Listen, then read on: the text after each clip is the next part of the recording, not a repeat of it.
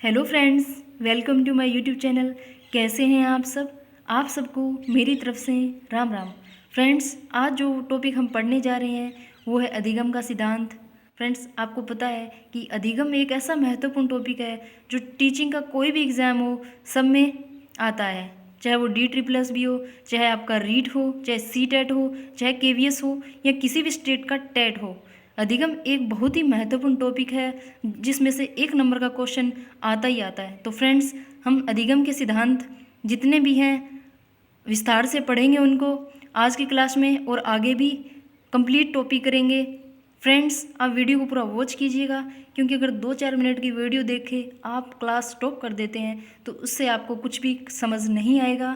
चाहे कोई भी कंसेप्ट हो, किसी भी क्लास का हो, उसे अगर आप स्पीड बढ़ा के देखते हैं या उसे 2-4 मिनट देख के बंद कर देते हैं तो आपको समझ नहीं आएगा।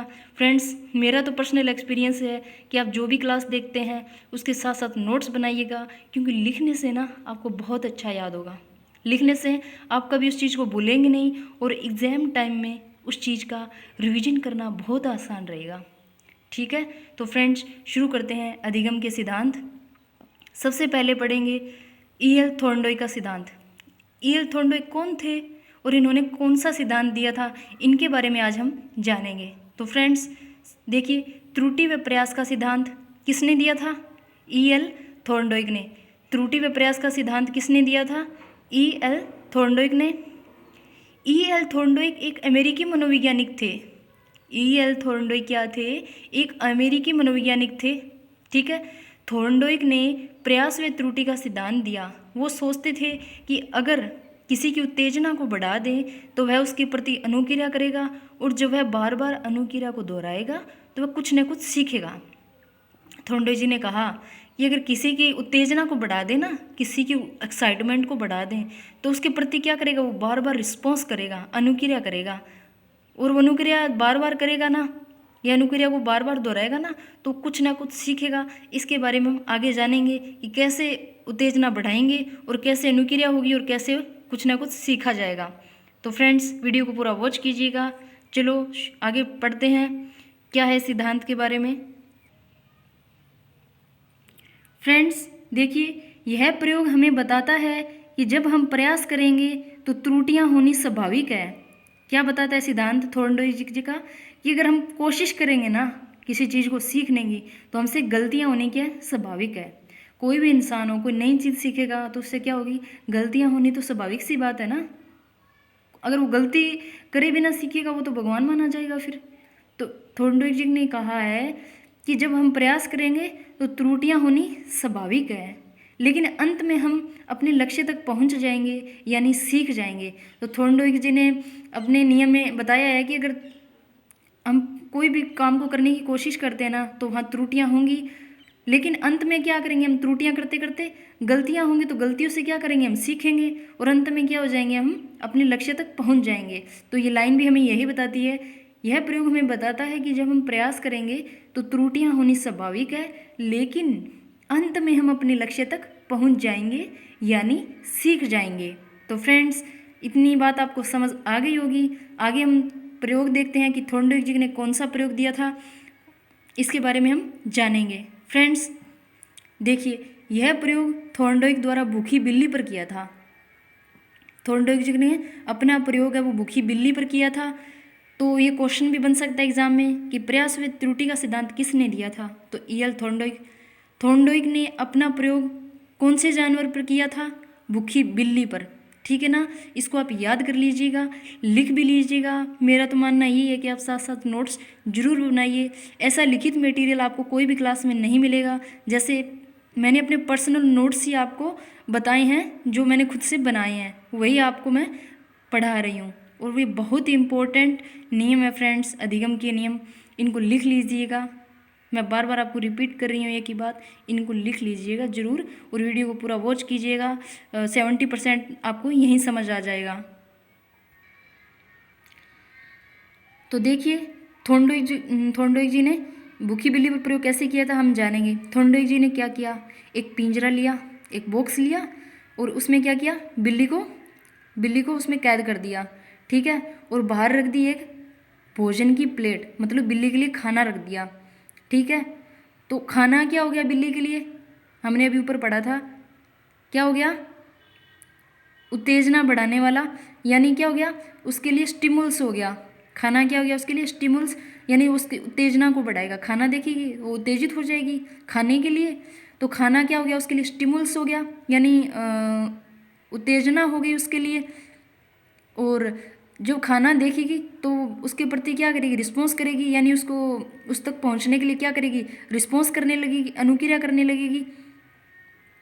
तो वैसा ही हुआ, थोर्नडाइक जी ने खाना रखा, बिल्ली ने देखा कि बाहर खाना पड़ा है, वो पिंजरे में कैद है बॉक्स में, तो उसने क्या किया, अनुक्रिया करना स्टार्ट कर दिया, रिस्पॉन्स करना शुरू कर दिया। और अचानक से उसका जो पैर है, अचानक से एक स्ट्रिंग लगी हुई थी, उसने स्ट्रिंग को ऐसे खींचा, मतलब उसका पैर है उस पर लगा, और उसे क्या हो गया, खाना मिल गया, उसे उसका जो स्टिमुल्स है वो प्राप्त हो गया। तो थोर्नडाइक जी ने क्या किया,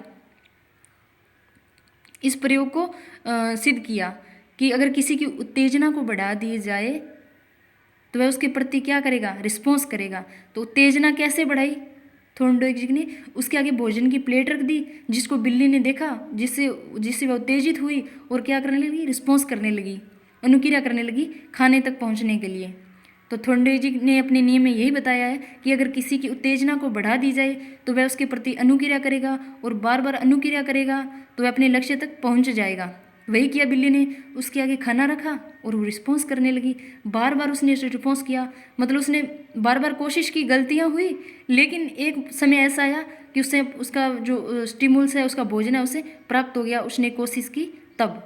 तो फ्रेंड्स, थोर्नडाइक जी का नियम आपको इतना समझ आ गया होगा। आगे थोर्नडाइक जी ने जो मुख्य नियम दिए थे उनके बारे में भी पढ़ेंगे, और गौण नियम क्या है उनके बारे में भी पढ़ेंगे। तो फ्रेंड्स इतना लिख लीजिएगा। फ्रेंड्स, थोर्नडाइक ने 2 नियम दिए थे, पहला था मुख्य नियम, दूसरा था गौण नियम। तो पहले हम पढ़ेंगे मुख्य नियम कौन से थे, फिर हम पढ़ेंगे गौण नियम कौन से थे। आज हम थोर्नडाइक जी की कंप्लीट थ्योरी पढ़ेंगे, इसके बाद आपको कहीं से भी थ्योरी पढ़ने की ज़रूरत नहीं होगी अलग से, मतलब इतनी डिटेल में पढ़ेंगे कि कोई क्वेश्चन नहीं बचेगा कि एग्जामिनर कहीं से पूछ ले। तो फ्रेंड्स वीडियो को पूरा वॉच कीजिएगा, तभी आपको समझ आएगा। देखिए, प्राथमिक नियम, प्राथमिक नियम में हम पढ़ेंगे प्राथमिक नियम कितने हैं, 3 नियम है, यानी मुख्य नियम थोर्नडाइक जी ने 3 नियम दिए थे। कौन कौन से, अभ्यास का नियम, अभ्यास का नियम तो आप जानते ही हैं कि हम किसी एग्जाम की तैयारी करें, जितनी प्रैक्टिस करेंगे ना उतना ही ज़्यादा सीखेंगे। मैथ की प्रैक्टिस जितनी ज़्यादा करेंगे उतनी ज़्यादा क्वेश्चन सॉल्व होंगे, चाहे वो इंग्लिश हो, हिंदी, कोई भी सब्जेक्ट हो, जितनी ज़्यादा प्रैक्टिस करेंगे ना उतनी ज़्यादा उस बारे में नॉलेज होगा, अच्छे मार्क्स आएंगे। तो अभ्यास का नियम यही कहता है, यह नियम हमें बताता है कि हम किसी काम का जितना ज़्यादा अभ्यास करेंगे ना उतना ज़्यादा सीखेंगे। अभ्यास का नियम क्या बताता है कि हम जितना ज़्यादा अभ्यास करेंगे ना काम का उतना ही ज़्यादा हम सीखेंगे। तो फ्रेंड्स अगले नियम पे चलते हैं, तत्परता का नियम। तत्परता का नियम क्या कहता है, यह नियम हमें बताता है कि किसी काम को करने के लिए हम जितने तत्पर रहेंगे उसे उतना ही जल्दी सीखेंगे। क्या क्या बताता है तत्परता का नियम, यानी किसी काम को करने के लिए हम जितने ज़्यादा उतावले होंगे ना, हमारी देसी लैंग्वेज में, लोकल लैंग्वेज में, उतने ज़्यादा हम उस काम को सीखेंगे। मतलब हमारे अंदर तत्परता होनी चाहिए, एक्साइटमेंट होनी चाहिए काम को करने के लिए, तभी हम सीखेंगे। ठीक है ना। तो तत्परता का नियम हमें यही बताता है कि किसी काम को करने के लिए हम जितने तत्पर रहेंगे उसे उतना ही जल्दी सीखेंगे। फ्रेंड्स तीसरा नियम देखिए, प्रभाव का नियम। यदि सीखना संतोषजनक हो तो तीव्र हो जाएगा, अगर सीखना तीव्र हो जाएगा, यदि सीखना असंतोषजनक हो तो सीखना संभव नहीं होगा। थोर्नडाइक ने इस नियम में पुरस्कार व दंड को महत्व दिया है। फ्रेंड्स प्रभाव का नियम कहता है कि अगर हम किसी काम को सीखते हैं उसे हमें क्या मिलती है, संतुष्टि मिलती है, तो काम क्या है, हम तेज़ी से सीखेंगे, तीव्रता से सीखेंगे। अगर उस काम में हमें संतुष्टि नहीं मिलती है, हम असंतुष्ट रहते हैं, या हमें संतोष प्राप्त नहीं होता है, तो उस काम को सीखना संभव नहीं होता है, क्योंकि हमारी उसमें रुचि नहीं है। तो फ्रेंड्स प्रभाव के नियम के अंतर्गत इस नियम में पुरस्कार व दंड को भी महत्व दिया है थोर्नडाइक जी ने। फ्रेंड्स आगे हम जानेंगे गौण नियम। फ्रेंड्स गौण नियम कौन कौन से होते हैं, देखिए थोर्नडाइक जी ने 5 गौण नियम दिए थे, 3 मुख्य नियम दिए और 5 गौण नियम दिए। हमने 3 मुख्य नियम तो ऊपर पढ़ लिए हैं और 5 गौण नियम कौन से हैं उनको हम अभी जानेंगे, डिटेल में उनके बारे में पढ़ेंगे, ताकि आपका कोई भी क्वेश्चन है वो एग्जाम में गलत ना हो। इनको लिख लीजिएगा। फ्रेंड्स, गौण नियम देखिए, पहला था बहुप्रतिक्रिया का नियम। पहला कौन सा नियम था? बहुप्रतिक्रिया का नियम। क्या होता है बहुप्रतिक्रिया का नियम? जानेंगे हम अभी। देखिए, नया कार्य सीखते समय अनेक प्रतिक्रिया में प्रयास करते हैं, जिससे उस कार्य को करने की सही विधि मालूम हो जाती है। बहुप्रतिक्रिया का नियम क्या कहता है कि जब हम कोई नया कार्य सीखते हैं ना, तो अनेक प्रतिक्रियाएं करते हैं, प्रयास करते हैं। अनेक बार प्रतिक्रियाएं और प्रयास करेंगे तो उस कार्य को करने की सही विधि हमें मालूम हो जाएगी। ये कहता है बहुप्रतिक्रिया का नियम। इसके आगे है आंशिक क्रिया का नियम। दूसरा जो नियम है गौण नियम का, दूसरा नियम है आंशिक क्रिया का नियम। इस नियम के अनुसार हम अपने पूरे कार्य को छोटे छोटे भागों में विभाजित करके सीखते हैं। क्या कहता है कि आंशिक क्रिया का नियम कहता है कि हम कोई भी हमारा कार्य होता है ना, उस कार्य को हम पूरा एक साथ न करके उस कार्य को हम छोटे छोटे भागों में तोड़ के उस काम को करते हैं। वो कौन सा हो जाएगा? आंशिक क्रिया का नियम। इससे क्या होता है कि सीखना क्या होता है? शीघ्र और सरल हो जाता है, आसान हो जाता है सीखना। तो आंशिक क्रिया का नियम क्या कहता है? इस नियम के अनुसार हम अपने पूरे कार्य को छोटे छोटे भागों में विभाजित करके सीखते हैं, तो यह अधिक शीघ्र और सरल हो जाता है। ठीक है ना? ये तो स्वाभाविक सी बात है। आप अपना कोई बड़ा चैप्टर ले लीजिए जो बहुत बड़ा है, ठीक है ना, जिसको आप चाहे के भी 1-2 दिन में पूरा नहीं कर सकते, और आपको देख ही लगता है कि यार ये तो मुझसे नहीं हो पाएगा। लेकिन अगर उसी चैप्टर को आप डिवाइड करके पढ़ोगे, पेज के हिसाब से डिवाइड करके पढ़ोगे, वो क्या होगा? याद करना आसान होगा। तो ऐसे थॉर्नडाइक जी ने बताया कि ऐसे ही काम होता है, ठीक है ना। अगर हम कोई भी कार्य है उसको छोटे छोटे भागों में विभाजित करते हैं ना, तो सीखना क्या हो जाता है? सरल हो जाता है। तो फ्रेंड्स, मुझे पूरी उम्मीद है कि इतना आपको समझ आ गया होगा। आगे देखिए, आत्मीकरण का नियम। इस नियम के अनुसार हम नवीन ज्ञान को पूर्व ज्ञान के साथ जोड़ते हैं और स्थायी बना लेते हैं। मतलब हमारे पास कोई भी नया ज्ञान है ना, उसको अपने पूर्व ज्ञान के साथ जोड़ते हैं और हम क्या बना लेते हैं? स्थायी बना लेते हैं। तो अधिगम क्या हो जाता है? सरल और सुगम हो जाता है। तो क्या कहता है आत्मीकरण का नियम? नए ज्ञान में पूर्व ज्ञान को जोड़ना, ठीक है, नए ज्ञान में पूर्व ज्ञान को जोड़ना, और फिर क्या हो जाता है? अधिगम क्या हो जाता है? स्थायी हो जाता है। फिर अधिगम सरल और सुगम हो जाता है। मान लीजिए कि आपने कोई नए जूते खरीदे, ठीक है, आपने नए जूते खरीदे, वो जूते आप पहन के बाजार जा रहे थे, उसी तरह के जूते आपने किसी और के देख लिए, ठीक है, कि यार ये जूते तो मेरे जैसे हैं, लेकिन आपके जूते का कलर क्या है? ब्लैक है, और जो दूसरे बंदे ने जो जूते पहन रखे हैं ना, उनका कलर येलो है, ठीक है। तो आपका नवीन ज्ञान क्या हुआ कि उसके जो नए जूते देखे, मतलब आपने अपने जूतों का देख के उसके जूते पहचाने, यानी आपका पूर्व ज्ञान था कि जूते तो कल मैंने खरीदे थे, है तो उसके जैसे सेम ही, तो ये क्या हो गया? पूर्व ज्ञान। लेकिन आपने देखा कि उसके जूते का कलर अलग है, तो आपने पूर्व ज्ञान में नवीन ज्ञान को जोड़ा कि यार जूते तो मेरे वाले ही हैं, सेम कंपनी के हैं, लेकिन क्या उनका कलर अलग है। तो ये क्या हो गया? नवीन ज्ञान में पूर्व ज्ञान को जोड़ना, कि जूते तो मिलते जुलते ही हैं, लेकिन यार कलर तो उनका येलो है लेकिन मेरा ब्लैक है। तो ये क्या हो गया? नवीन ज्ञान में पूर्व ज्ञान को जोड़ना। यानी जिस चीज़ के बारे में आप पहले से ही जानते हैं ना, है ना, उसमें अपना जो नया ज्ञान है ना उसको जोड़ लेना, ठीक है। तो ये क्या हो गया? आत्मीकरण का नियम। फ्रेंड्स, चौथा जो सिद्धांत है वो है मनोवृत्ति या अभिवृत्ति का सिद्धांत। क्या कहता है मनोवृत्ति या अभिवृत्ति का सिद्धांत? किसी काम को करने के लिए जितनी हमारी पॉजिटिव एटीट्यूड होगी उतना ही ज़्यादा हम उस काम को सीखेंगे, और अगर अभिवृत्ति कम हुई तो उस काम को कम सीखेंगे। यानी हम कोई भी काम करते हैं ना, उसमें हमारी जितनी पॉजिटिविटी होगी ना उतना ही ज़्यादा हम उस काम को सीखेंगे। अगर हमारी उस काम के प्रति नकारात्मकता होगी ना तो उस काम को हम कम सीखेंगे। ये हो गया मनोवृत्ति या अभिवृत्ति का सिद्धांत। जितनी हमारी पॉजिटिव एटीट्यूड होगी उतने ही ज़्यादा उस काम को सीखेंगे, और अगर हमें विवृत्ति नेगेटिव होगी तो उस काम को कम सीखेंगे। तो फ्रेंड्स, पांचवा नियम है सहचर्य क्रिया का नियम।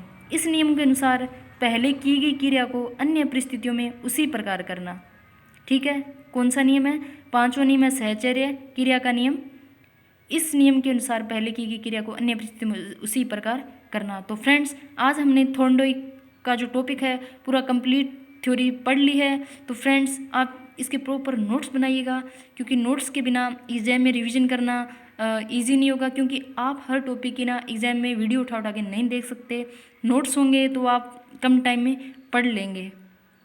तो फ्रेंड्स मैंने बहुत कम समय में आपको थॉर्नडाइक का टॉपिक कवर करवाया है। फ्रेंड्स इसको प्लीज़ लिख लीजिएगा और वीडियो को लाइक और सब्सक्राइब तो आप बिना कहे कर ही देते हैं। फ्रेंड्स मुझे क्या अपनी क्लास में इम्प्रूवमेंट करने की ज़रूरत है मुझे ज़रूर बताइएगा, और आपको मेरी क्लास कैसी लगी मुझे कमेंट सेक्शन में ज़रूर बताइएगा। फ्रेंड्स आप सबको मेरी तरफ से राम राम और धन्यवाद।